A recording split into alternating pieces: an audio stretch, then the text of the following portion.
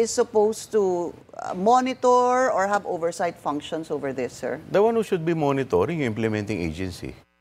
Because ang trabaho ng congressman is mag-allocate ng budget, mag-approve ng budget. Diba? So, like for example, in my case, tatanungin mo ko, kung itong project na to is substandard. Hindi ko masasabi sa'yo kung substandard dahil hindi naman ako engineer eh.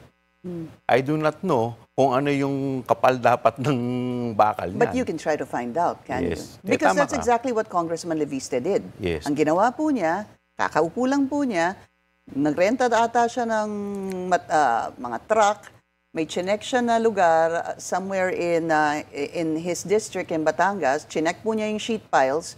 Ang nakita po niyang sheet piles ay 5 meters, pero chinek po niya yung binayaran doon sa contractor na yon at lumabas.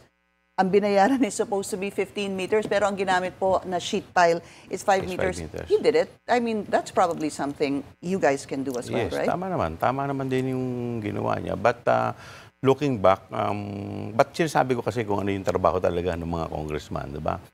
So, siyempre, hindi naman natin po pwedeng pare-parehas dahil minsan may mga axe to grind din yung iba eh. So, why are they doing that? Diba? So, But don't you want to do it for your people? yeah, of course, For your we will do that. Dahil constituents? kasi nga, because of what happened. Eh, siyempre ngayon, nalaman na natin, may ganyan palang mga istorya.